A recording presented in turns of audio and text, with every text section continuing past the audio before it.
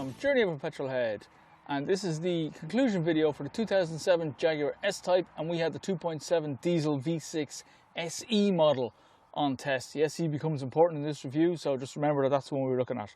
So what do we think of this particular car? The SE model of the S Type comes with 17-inch alloys, not 18s or 19s like the S Type R has. So in my opinion, the wheels are too small for the wheel arches, which is a bit of a shame. And because it has the 17-inch wheels and is the SE, it doesn't have the sports suspension. Okay. The headlights, it's an older generation, 2007, so there's no such thing as xenon headlights here. This has halogen headlights, no daytime running lights, and the range isn't fantastic. So if you're buying an older S-Type, take it for a test drive in the dusk if you can and see what you think the headlights are like. The range on this isn't great, and in older S-Types, they have a problem where the headlights actually cloud over, and you can buy kits to clean that off, or you can go to a specialist independent service guy who'll do it for you. Jaguar will charge you a fortune, don't go to Jaguar. And it makes it better, but it's not fantastic, so be aware the headlights on these cars aren't great. As for the styling touches, I like the stance of the car, I like the notchback design, I like the fact the boot is huge, I like there's 4 headlights on it, and it's reminiscent of the 1960s S-Type style. That's what Jaguar were trying to provoke when they sold it. So yeah, it sits well. It sits better, in my opinion, in sport trim, with a slightly lower stance, with a sport suspension and the bigger wheels. So if that's what you like, look out for those. If it isn't, yeah, the SE is good. If you like luxury cruising, the SE is perfect, right? As for the interior, there's great support in the front seats. There's no lumbar, but there's good support in the seats themselves. They're both electric, and there's memory on the driver's side, which is good. Good leather, has lasted the test of time well in this car, but they're not heated in this particular one. Try and get one with heated seats if you can, because leather seats in the winter are really, really cold when you get out of the box. The driving position is good. The visibility is good. There's a great instrument cluster. There's 2 displays in front of you. There's a rev counter and a tachometer. There's 2 displays in those.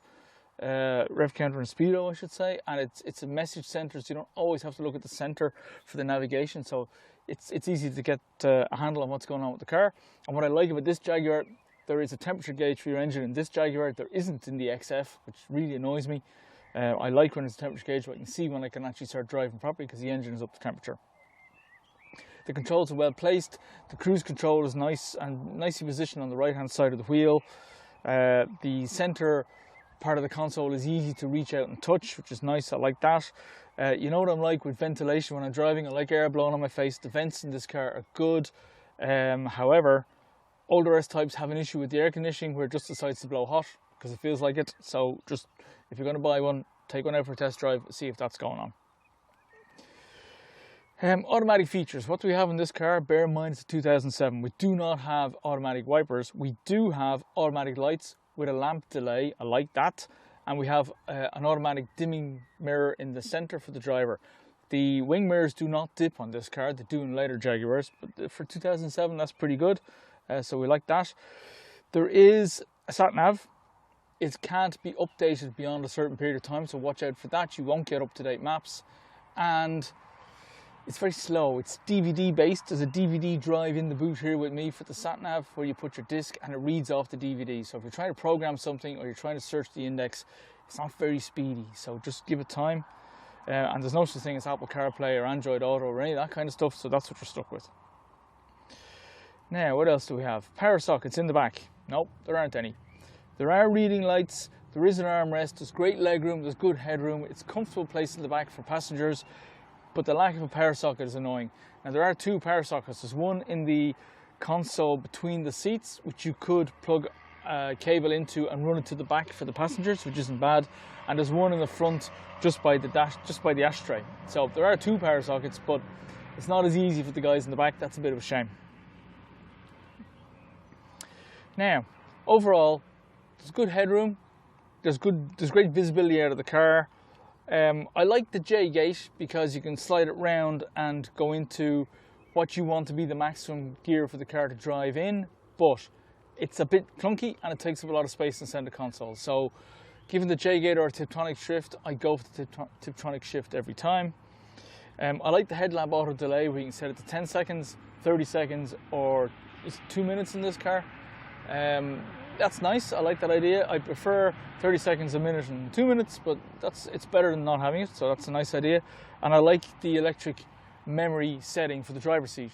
So this is my partner's car. She drives it more than I do, so I get setting 2. But the point is, we're not messing up each other's driving position. So we like that. It's also handy if you bring your car for a service and the mechanic puts the seat way back because he's 10 feet tall. And then when you get in, just push a button, you're back to where you need to be. And what I really like is when you turn the engine on, it moves the seat to the last position the seat was in. And then when you get out and turn the engine off, it slides it back so you can slide out and don't bash into the wheel. It's little touches like that make a big difference. The map reading lights are nice. The auto dimming mirror is nice. The fact that when you flip down the visors, those vanity mirrors are both lit on both sides, that's good. You don't see that very often anymore. We like that.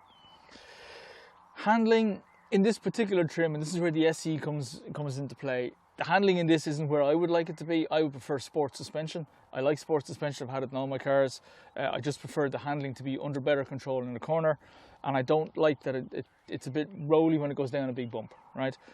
But if you like a luxury car and you don't like the stiff sports suspension, then this is the one you want. It may not be the one I want, but it might be the one you want. So the SE has standard enough suspension, and it's quite comfortable. It'll eat up the motorways. It's good cruise control. The automatic box is nice. The fuel economy is great. If you want stiffer suspension, go for the sport model. In both cases, I would consider the 2.7 diesel engine better than the 2.5 or the 3-litre petrols. I don't like them. The 4.2 V8 is a right monster, but will drink fuel like it's going out of fashion. You probably don't need it, really. 2.7 diesel is probably where you need to be in this car. There's good power delivery in that. The transmission shift is nice. It's better in sport mode, if I'm honest. And the J-Gate is good for a manual override. I suppose it's better than the XF. The XF doesn't have a manual override bar Tiptronic shift on the wheel. And if the wheel turns, you can't find your paddles. So at least the J-Gate does that. But there is no paddles on the wheel in this car. And the gearbox ratios, yeah, they're good enough. It doesn't go hunting for gear. As I said, I prefer it in sport mode.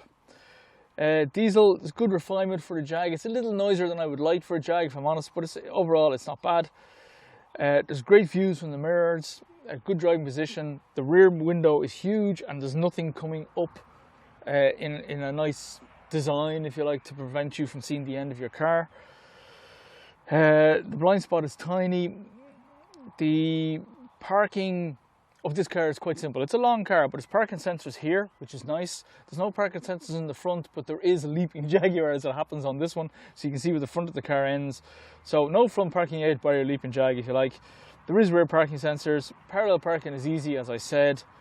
And it's easy to drive long distances. It's economical. It's showing its age a bit. I mean, this car is 13 years old as we do it. And it can be prone to air conditioning gremlins. It can be prone to fuel injector problems. It can actually be prone to, and check this out when you drive one, the fuel gauge can decide that you've got more fuel than the tank can take in, and the needle just goes completely off the gauge. So watch out for that. It can be reset by just replacing a solenoid or whatever, but is it worth doing? The trip computer is always accurate and always tells you what the range is that you have left. So I wouldn't worry about that. If your fuel gauge isn't working, I wouldn't bother fixing that, to be honest. Okay, in the engine bay, everything is reasonably easy to get to. The washer fluid is easy to get to. The air filter in this is a bit tricky. We didn't show you that in the engine bay. It's a little tricky to get to because there's clips to get to and they can be hard to reach. The oil filler cap is easy to get to. It actually has the grade of oil on it. We like that. The dipstick is there. The brake fluid, it's a bit hard to read the brake fluid, especially on older cars because the tank is a bit dirty, really. It's hard to see what's going on. And the steering fluid is easy to check. So overall, yeah, we like the engine bay. So overall, yeah, for a 2007 car, it really does hold its own. How does it score against some of the more modern stuff we were looking at? Okay, well, let's have a look. Jaguar S Type 2.7 diesel in SE spec as it sits here, scored, Journey of Petrolhead score, 72%.